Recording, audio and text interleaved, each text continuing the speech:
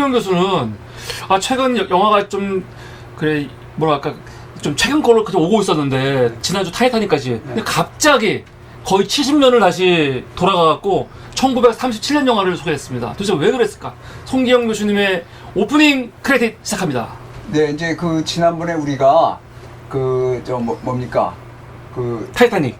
타이타닉 전에 제레미날 봤죠. 그래서 네. 프랑스 유럽 사회가 산업 자본주의가 이제 들어서고 그다음에 그 타이타닉이 1차 세계 대전 직전이거든요. 1차 세계 대전 직전인데 1차 세계 대전 직전에는 유럽에서 굉장히 아주 낙관주의가 팽배해 있었어요. 그러니까 타이타닉 같이 거대한 배도 만들고 물론 이제 분부 격차 이런 게 심하지만 굉장히 산업 자본주의 서양 사회에 대해서 자신감이 만만해서 1차 대전을 시작하기 전만 해도 영국도 그렇고 독일도 그렇고 프랑스도 그렇고 한번 싸워보자. 우리가 이긴다. 그렇게 전쟁의 열기가 굉장히 높았습니다.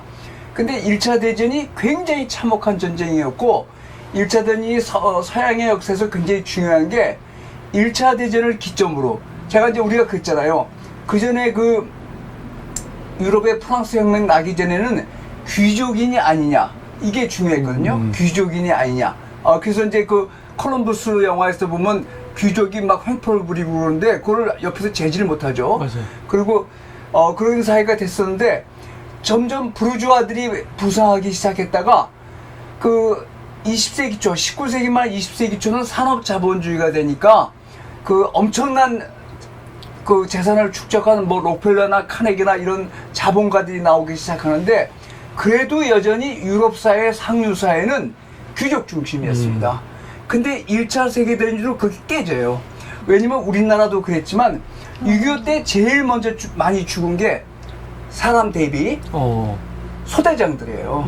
소대장이 최전방에 있으니까 물론 그렇죠, 예. 일반 병들이 더 많이 죽었죠. 그렇지만 소대장 숫자에 비해서는 소대장이 제일 많이 죽었습니다. 제일 앞에. 제일 앞에 있으니까. 근데 1차 세계대전 때 유럽에서 귀족이라는 계급이 끝났다고 이야기를 해요. 왜냐면 귀족들이 왜냐면 귀족의 첫 번째 존재 이유가 뭐냐? 출전이에요, 출전. 그럼 장교들이 귀족들이었어요? 그럼요. 대부분 귀족이죠. 이제 평민도 있었지만, 네. 나폴레옹이 잡은 이후 평민도 많이 들었지만, 전통적으로 유럽 군대는 귀족 중심이었어요. 그게 19세기에도 거의 유지가 됩니다. 근데 20세기 초에 1차 세계대전이 일어났는데 1차 세계대전은 엄청난 살상전이었거든요. 왜냐면 대포나 이런 무기들이 이렇게 워낙 세지니까 그리고 장갑차 나왔죠. 비행기 나왔죠. 그리고 가스까지 나와가지고 맞아. 1차 세계대전이 그러니까 우리가 이제 보통 원자력 핵포탑 때문에 2차 세계대전이 참혹했다고 이야기를 하는데 그렇지 않습니다. 1차 세계대전이 유럽인들 기억에는 훨씬 더 참혹한 전쟁이었고 엄청나게 이 부상병들이 많이 생겼어요. 그래서 소위 말하는 상위 군인들 그런 들을 위한 무슨 휠체어라든지 이 각종 그런 장비들이 1차 세계대전 때 엄청나게 발전했어요. 그래서 1차 세계대전이 유럽사에서는 굉장히 참혹한 전쟁인데 1차 세계대전의 또 다른 면이 귀족 계층이 무너졌어요. 근데 이야기가 그 이야기입니다.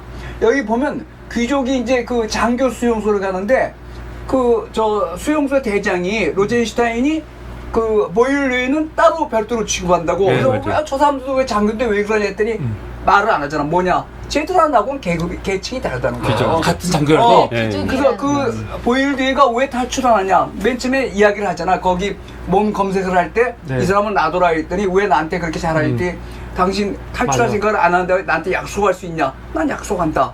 그래서 그 사람이 탈출을 안 하는 거야. 그러니까 나중에 마레샬이 물어보잖아. 왜 우리랑 같이 안 갈라 그러냐. 근데 내가 그건 말 안 하는데 자기는 그 사람한테 탈출을 안 하겠다고 약속을 했기 때문에 그러니까 내 명예를 걸고 약속을 했단 말이죠. 그래서 귀족의 그런 게 깨진 거예요. 이제 여기가 이제 그런 겁니다. 그 대신 뭐가 특세하냐? 자본이 완전히 특세죠. 그러니까 우리가 타이타닉을 봤겠지만 타이타닉의 상류사에서는 돈 많은 사람도 있지만 귀족 부인들도 엄청 많았어요. 근데 1차 세계대전 이후로 유럽에서 귀족과 평민에서 귀족이 무너집니다. 그리고 뭐냐? 완전히 자본가들이 특세예요. 여기 이제 유태인 이야기가 나오죠. 로젠탈. 네.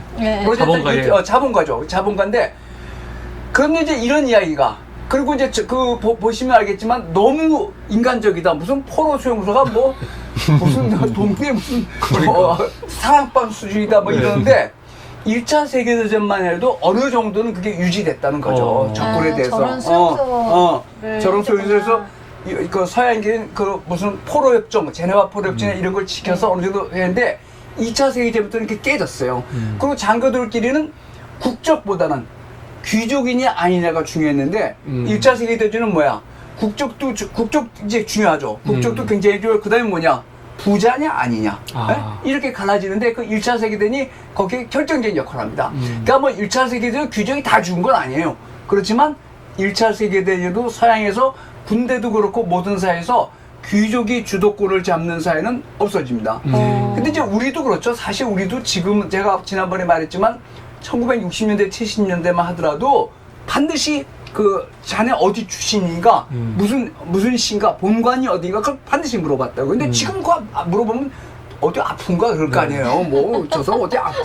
아파트가 몇 평이고 그런 거 아니, 근데 많이 물어봤던 것 같아요. 네. 그냥 살면서 몇 번은 많이 들어봤던 것 그런데 같아요. 요새는 그게 없어졌는데 바로 유럽에서 그런 게 없어진 게 귀족이 그 어떤 주도권을 잃고 완전히 몰락하기 시작한 게 1차 세계대전이에요. 그래서 여기가 그런 겁니다. 첫 번째는 계급, 귀족 대 평민. 그러니까 그 마레샬이 하는 행동하고 그 보일디어나 이런 사람의 행동은 굉장히 다르더라고요. 그러니까 평민들은 보면 영 불편하다. 저 사람 굉장히 예의 바르고 그런데 뭔가 불편한 거야. 근데 귀족들은 그렇게 교육을 받거든요. 귀족들은 철저히 그렇게 교육을 받아서 컸는데 그게 깨지는 게 1차 세계대전이고 그 다음에 그게 하나 있고 두 번째는 이제 이게 철저히 평화주의 영화죠. 그래서 이 영화를 독일이 프랑스를 점령할 때 이 영화를 블랙리스트 1번으로 올렸어요. 그랬을 것 같아요.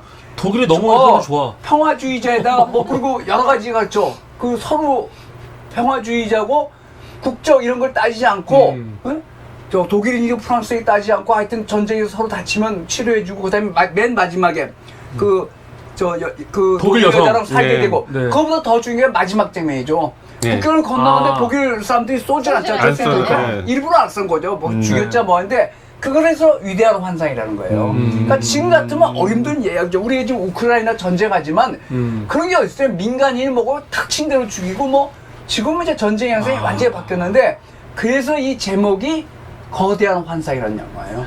그럼 감독의 바람이 들어간 거예요? 그렇죠. 감독이 이걸 만들 때부터 이 장 르누아르가 오기스트 르누아르 그 유명한 인상주의 화가의 둘째 아들인데 처음에 영화를 어떻게 만들었냐? 영화가 돈이 많이 들잖아요. 아버지한테 물려준 그림 팔아서 시작했다고. 그림 팔아서. 근데 팔아도 될 것 같아. 근데 장 르누아르는 프랑스에서 요새는 그렇지만 프랑스에서 역사에서 가장 중요한 감독 중에 한 사람입니다. 이제 한 2, 3주에 이 사람이 만난 또 다른 걸작이 있는데 그걸 보실 텐데 하여튼 이 영화는 그 제목 자체가 위대한 환상이에요. 그러니까 우리가 지금 어떻게 보면 말도 안 되는 영화죠. 아까 어 대표가 정 대표가 그러더라고. 저렇게 포로 수용소가 퍼다면 난 절대로 저기 계속 살겠다. 그러니까 이제 우리가 저번에 콰이가의 달이라는 영화를 봤지만 거기서 일본인들이 대하는 건 다르죠. 그렇죠. 예. 그 유럽인들은 비교적 그 평화 협정을 포로에 대해서는 귀족을 지키고 장교들은 어느 정도 존중을 해줬어요. 근데 그 장교들의 많은 수가 원래는 귀족 출신이었다고. 그러니까 귀족은 절대로 내가 탈출 안 하겠다고 그 수용소에서 다른 수용소에서는 탈출해서 여러 번 정권가 지켰지만 그 수용소에서 독일 그 귀족이 당신 나한테 맹세할 수 있냐? 나 맹세한다. 그러니까 안 간 거야 같이 안 가는 거야. 세 번 그래도 세 번 탈옥시켰던데. 그 말하잖아요. 귀족한테는 전쟁에서 죽는 게 제일 큰 명예다. 당신은 살아남을 텐데 힘들 것이다. 그 유럽 귀족들 그래서 귀족 사회가 버틴 겁니다. 유럽이 일신부는 성직자이고 성직자는 보통 사람들의 그 영혼을 구제하니까 이신분이 귀족인데 귀족이 전체 인구의 1~2%밖에 안 됐어요. 근데 사람들이 왜 귀족을 대우하냐? 출전을 하거든. 귀족은 출전해서 전쟁에서 승리하면 승승장구하고 죽으면 끝이에요. 근데 그걸 지켰어요. 그러니까 그걸 반드시 지켰습니다. 그래서 귀족 계급이 사는데 그런 게 무너지고 그다음에 이제 장 르누아르도 1차 세계대전에 참전했는데 거기서 부상을 했어요.